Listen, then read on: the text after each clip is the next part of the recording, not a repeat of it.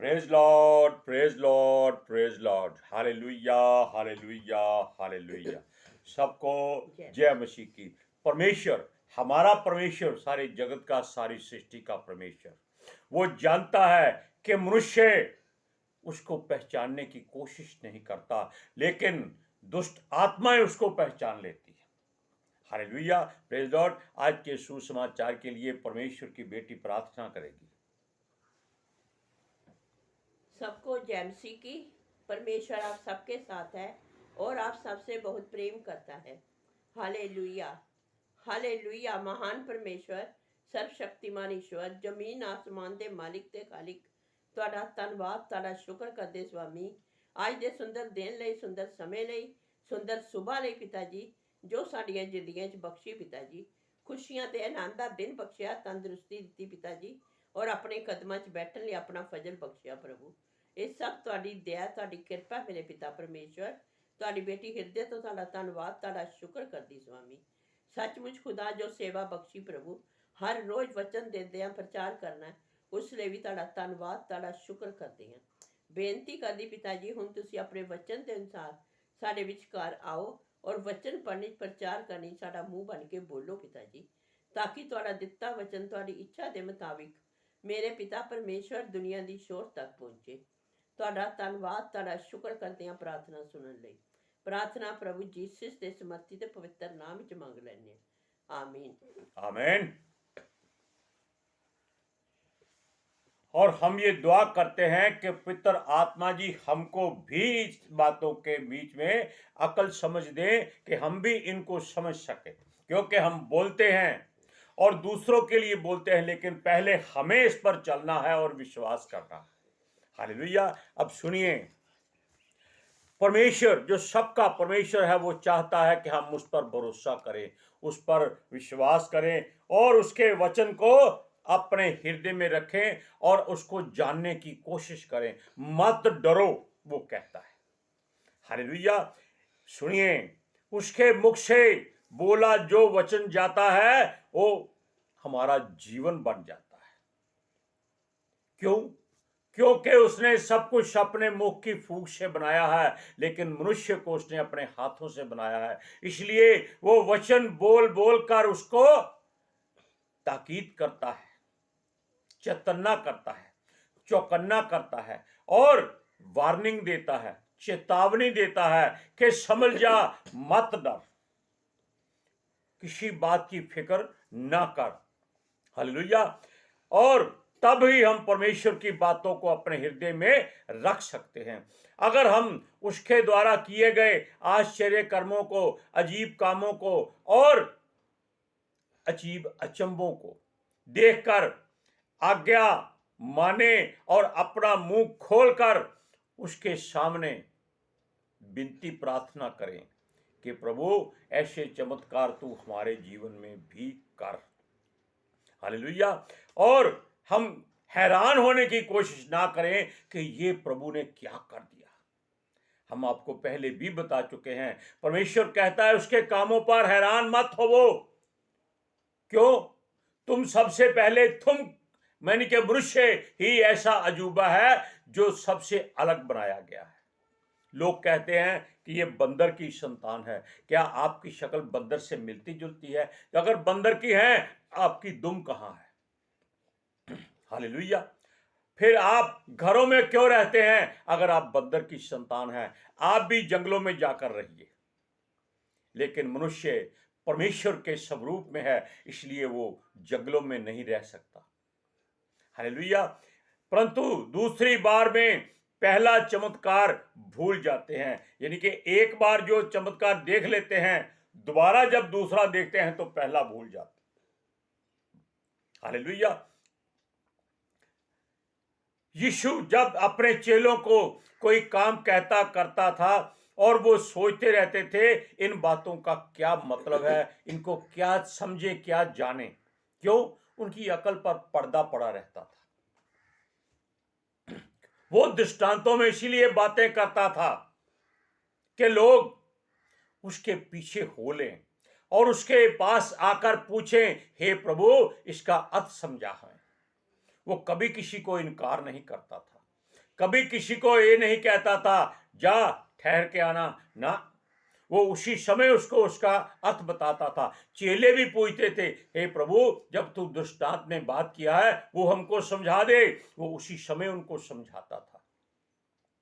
और वो उनको कहता था हे अल्प विश्वासियों विश्वास करो क्योंकि तुम्हें स्वर्ग के राज्य की समझ दी हुई है, क्योंकि तुमको स्पेशल चुना हुआ है ताकि तुम परमेश्वर के पुत्र के साथ रहो और उसकी बातों को जानो, उस ज्ञान को हासिल करो। हालेलुया। और वो उनका अर्थ उनको बताता था। हमें लगता है उन बच्चों की कहानियों की तरह वो उनको सुनते थे जो रो रहे होते हैं। किसी बच्चे को रोते हुए को हंसाने के लिए आप ताली बजा के नाच के या ऐसे हंसा देते हैं और बच्चा पिछली बात भूल जाता है, अपना रोना भूल जाता है। पर यीशु ने अपने चेलों को कहा था उनको तो स्वर्ग के राज्य की समझ दी गई है, फिर वो अनाड़ियों की तरह उससे सवाल क्यों करते? क्योंकि वो ध्यान नहीं देते थे। वो केवल हैरान हो जाते थे कि ये अंधा कैसे अच्छा हो गया, इसकी आंखें कैसे आ गई। वो ये नहीं दुआ करते थे कि पिता परमेश्वर तू हमारे संग है, हमें भी ऐसी कुव्वत दे, ताकत दे, सामर्थ दे ताकि हम तेरे संग रहें और हमारा विश्वास मजबूत हो जाए। हालेलुया।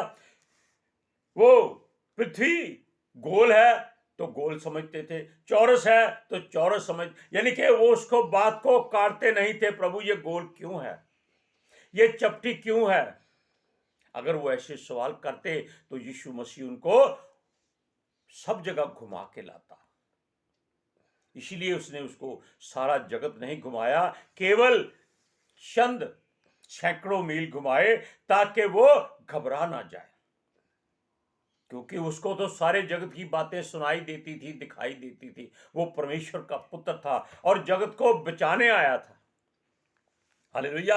अब सुनिए, वो कहता, यीशु ने उनके एक बात कही कि फरीसियों और शास्त्रियों के खमीर से परहेज करना, दूर रहना, इनको अपने हृदय में जगह ना देना, इनकी बातों से चौकस रहना।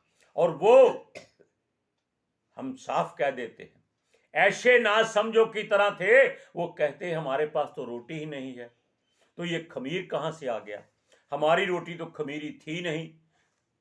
देखो, परमेश्वर का पुत्र कहता है कि उनकी बातों से सावधान रहो जो खमीर की तरह सारे आटे को खमीरा कर देते हैं। यानी कि जो आपका हृदय है उसमें उनकी बातों को आने मत दो। क्यों ना आने दो? ताकि आप भी उनके जैसे कामना करने लगो। हालेलुया। सुनिए, यीशु ने उनको डांटा कि रोटी की बात नहीं कर रहा वो, तुम भूल गए हो कि 5 रोटी 2 मछली कितने लोगों को, कहते हैं 5,000 लोगों को। कितने टोकरे उठाए? 12। फिर 7 रोटी थोड़ी मछलियां कितने लोगों को खिलाए? 4,000 लोगों को। कितने टोकरे बचाए? 7। फिर तुम रोटी की चिंता क्यों करते हो? क्यों ना समझो की बातें करते हो?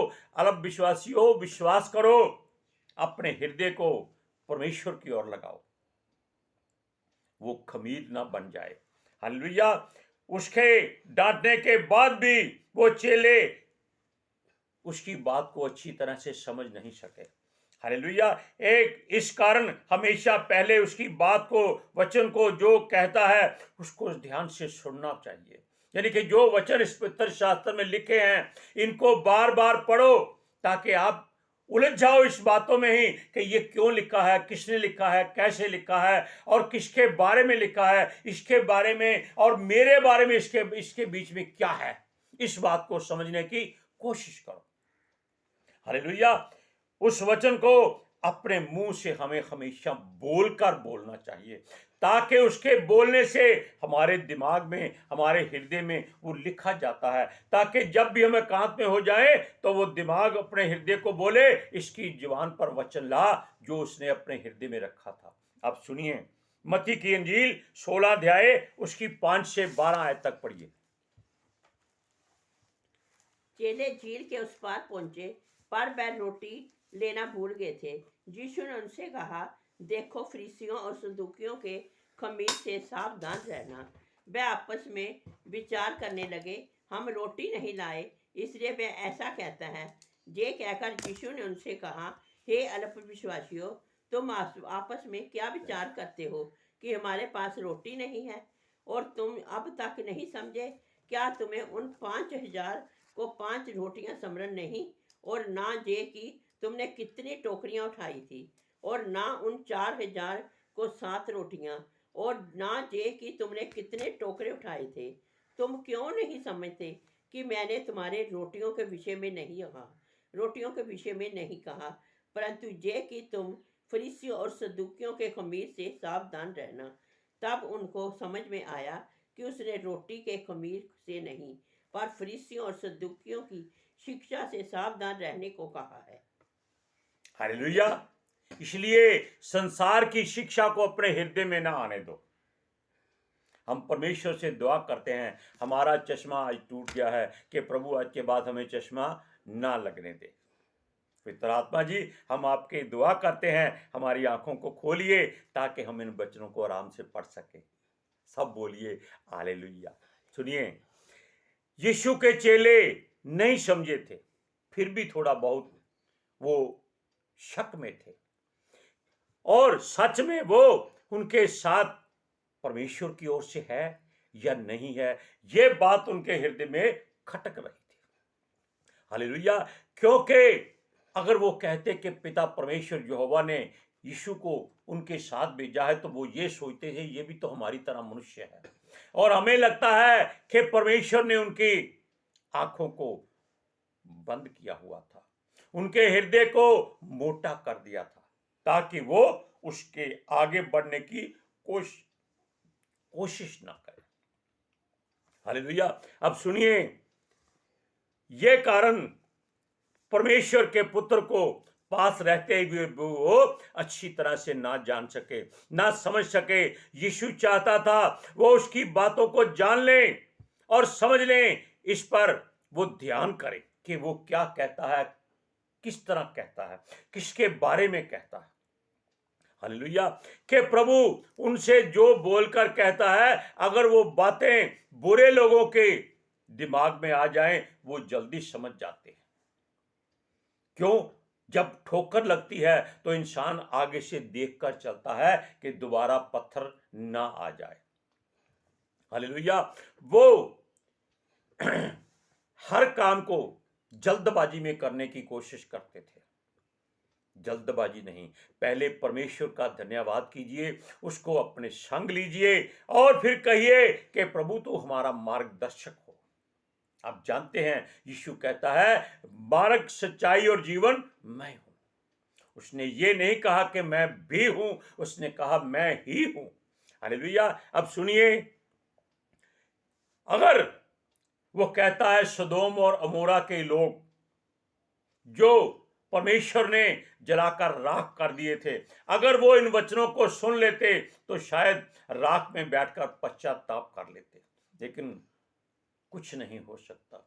ये लोग परमेश्वर के पुत्र के साथ रहते हुए भी अल्प विश्वासी बन जाते। अब सुनिए, उसने यीशु के चेलों को, यानी कि जो फरीसी और शास्त्री थे, वो डांटते रहते थे कि तुम ये क्यों करते हो, वो क्यों करते हो। वो कहता है इनकी बातों पर ध्यान मत दो, इनकी मत सुनो, ये जो कहते हैं इनको बोलने दो, इनकी बातों को ऐसे झाड़ दो जैसे वस्त्रों से मिट्टी झाड़ी जाती है। हालेलुया। यीशु को मालूम हो गया कि उसके चेले काम करने में हिचकिचाते हैं। क्यों? एक मनुष्य उनके पास आया कि उसका बेटा दुष्ट आत्माओं से जकड़ा हुआ है। उसने चेलों से कहा, इसको अच्छा करो भाई, सारे संसार में आपका नाम है कि आपके डांटने से दुष्ट आत्माएं भाग जाती हैं, लेकिन वो उसको बाहर ना निकाल सके। क्यों? वो गूंगी और बहरी आत्मा थी। तब वो यीशु के पास लेके आया, उसने कहा तेरे चेले निकाल नहीं सकते। यीशु ने फिर उनको डांटा कि अल्प विश्वासियों, मैं तुम्हारे साथ कब तक रहूंगा। यीशु ने कहा, ऐ गूंगी बहरी आत्मा निकल जा। वो उसी समय निकल गई। लेकिन चेले इस बात से हैरान थे कि वो क्यों नहीं निकाल सके, क्योंकि उनका विश्वास कम था। वो डर जाते थे कहीं ऐसा ना हो इसमें से निकलकर दुष्ट आत्मा हमारे अंदर ना आ जाए। और वो मूर्खता की बात है कि परमेश्वर का पुत्र आपके साथ है और फिर आप डर रहे हैं। आप देखते हैं कि वो अंधों को अच्छा करता है, गूंगों को बोलना सिखाता है, बहरों के कान खोलता है, मुर्दों को जिलाता है, फिर आप क्यों डरते हैं? आप सुनिए, वो कहता है कि हमेशा विश्वास में दृढ़ हो जाओ। वचन पढ़िए, मत्ती की इंजील 17 अध्याय उसकी 18 और 19वीं आयत में ना, 16 से 18 की आयत में थोड़ा सा फर्क है। मैं उनको तेरे चेलों के पास लाया था, पर वह उसे अच्छा नहीं कर सके। यीशु ने उत्तर दिया, हे अविश्वासी और ठीले लोगों, मैं कब तक तुम्हारे साथ रहूंगा, कब तक तुम्हारी सहूंगा? उन्हें जहां मेरे पास लाओ। तब यीशु ने दुष्टात्माओं को डांटा और वह उसमें से निकल गई और लड़का उसी घड़ी अच्छा हो गया। ये किसमें क्या होता है? विश्वास होता है। अब देखिए, मनुष्य जल्दी से किसी को पहचानने में भूल कर सकता है, लेकिन दुष्ट आत्माएं कभी किसी को भूल नहीं सकती। क्यों? उनके पास शरीर नहीं होता, उनका हर फैसला अंतिम और आखिरी होता है। उन्होंने यीशु मसीह को पहचान लिया कि ये परमेश्वर का पुत्र है। क्यों? वो परमेश्वर की ओर हमेशा निगाह रखती हैं कि शायद कभी परमेश्वर उन पर दया कर दे, लेकिन वो दया नहीं हो सकती, क्योंकि जो मनुष्य के शरीर से आत्मा निकल जाती है वो वही परमेश्वर के पास जाती है जिसके शरीर को परमेश्वर ने संभाला होता है। हालेलुया। अब देखिए, गदरेनियों के हमने कई बार बताया कि नगर में उस मनुष्य के भीतर हजारों आत्माएं थी। उन्होंने पहचान लिया कि ये परमेश्वर का पुत्र है। उन्होंने आते ही उसके पैरों में गिरकर उससे प्रणाम किया। परमेश्वर का पुत्र है, प्रणाम करते हैं, लेकिन संसार के उसके लोग जो हैं वो उसको कहते हैं कि ये दुष्ट आत्माओं से भरा हुआ है। परमेश्वर के पुत्र को कहते हैं। क्यों? उनको विश्वास नहीं है, यकीन नहीं है, और वो दुष्ट आत्माएं पहचान लेती हैं कि ये परमेश्वर के जन हैं। पौलुस को भी कई बार आत्मा कहती थी, ये परमेश्वर के जन हैं जो उद्धार की कथा सुनाते हैं। उद्धार का मतलब है कि इस संसार की हर बुराई से अलग हो जाना, परमेश्वर की ओर मुड़ जाना और एक आशीष भरा जीवन लेना, सामर्थ भरा जीवन लेना। अब सुनिए, उन्होंने कहा कि उनको आजाद कर दे, नाश ना कर। कहा था ना उन्होंने। क्यों कहा था? क्यों? वो जानती थी कि सब कुछ इसके हाथ में है। सब कुछ परमेश्वर ने उसके हाथ में कर दिया था, और यीशु ने अपने मुख से भी कहा था कि पिता ने सब कुछ उसके हाथ में दे दिया है। जीवन मृत्यु सब कुछ परमेश्वर ने यीशु के हाथ में दिया हुआ है। अब सुनिए, उसने कहा जाओ उन सूरों में बैठ जाओ। क्यों कहा था? इसलिए कहा था कि वो नाश ना हो। उन्होंने विनती की है, रिक्वेस्ट किया है, प्रार्थना की है, झुककर प्रणाम किया है और उसको पहचान लिया है। और वो सूरों में गई और सूरों को लेकर वो पानी में गिर गई, और मुर्दे जब सूर हो गए तब वो उनमें से आजाद हो गई। हालेलुया। अब सुनिए, और ये मनुष्य परमेश्वर को देखकर भी नहीं देखते। ये कहते हैं ये दुख हो जाएंगे अगर हम इसको मानेंगे थे। आप पहले वचन को सुन लीजिए, मत्ती की इंजील 8वां अध्याय उसकी 29 से 31 आयत तक। उन्होंने चिल्लाकर कहा, हे परमेश्वर के पुत्र, हमारा तुझसे क्या काम? क्या तू समय से पहले हमें दुख देने को आया है? उससे कुछ दूर बहुत से सूरों का एक झुंड चल रहा था। दुष्ट आत्मा ने उससे ये कहकर विनती की कि यदि हमें निकालता है तो सूरों के झुंड में भेज दे। उसने उनसे कहा, जाओ। और वह निकलकर सूरों में बैठ गई, और देखो सारा झुंड कड़ाहे पर से झपट कर पानी में जा पड़ा और डूब मरे। अब देखिए, एक बात आज हमको आपको ये बतानी है कि ये दुष्ट आत्माएं आपकी मर्जी के बिना आपके भीतर नहीं आ सकती, आपके घर में नहीं आ सकती, आपके किसी काम में दखल नहीं दे सकती। जब आप इनकी तरफ आकर्षित हो जाते हैं, इनके कामों को देखकर, धन दौलत को ये देती हैं, तब आप सोचते हैं कि इनको बुला लो। ऐसा काम कभी मत करना। ये जो तांत्रिक मांत्रिक होते हैं, इनका अंत बहुत बुरा होता है, क्योंकि दुष्ट आत्मा इनको मरने नहीं देती। उनको मालूम होता है कि अगर ये मर गया तो उनको इनसे निकलना पड़ेगा और फिर दुखी होना पड़ेगा। वो तो पहले ही दुखी होती हैं। वचन में भी लिखा है, जब दुष्ट आत्मा एक मनुष्य से निकल जाती हैं, वो घर संवर जाता है, क्योंकि उसमें परमेश्वर आकर सफाई कर देता है। और अगर मनुष्य वापस वही सोचने लगे तो दुष्ट आत्मा जानती हैं कि मनुष्य उनको वापस बुला रहा है, और वो उसमें 7 गुना ज्यादा होकर आती हैं। इसलिए कभी भी इनको मंत्रित मत करो, इनको हमेशा डांट दो।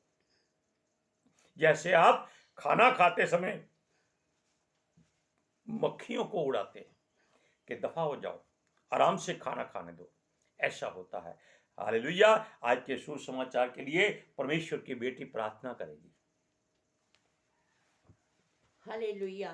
Thank you Jesus, thank you Lord, thank you पितर आत्मा जी। ਤੁਹਾਡਾ ਧੰਨਵਾਦ, ਤੁਹਾਡਾ ਸ਼ੁਕਰ ਕਰਦੇ ਸੁਆਮੀ, ਸਾਡੇ ਵਿਚਕਾਰ ਆਉਣ ਲਈ, ਵਚਨ ਪੜ੍ਹਨੇ, ਪ੍ਰਚਾਰ ਕਰਨੇ, ਸਾਡਾ ਮੂੰਹ ਬਣ ਕੇ ਬੋਲਣ ਲਈ ਪਿਤਾ ਜੀ।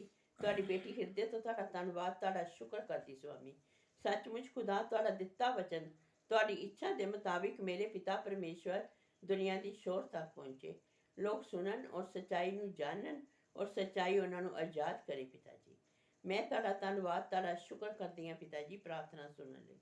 प्रार्थना प्रभु जीसस के समर्थित पवित्र नाम विच मांग लेने, आमीन। आमीन। Praise Lord. अब आपको ध्यान रखना है कि आप जीवन में क्या चाहते हैं और क्या खो लेते हैं। आप प्रभु को कहिए आपके आसपास घेरा डाल के रखें, ताकि कोई दुष्ट आत्मा, शैतानी शक्ति आप पर हमला ना कर सके। हालेलुया। सबको जय मसीह की।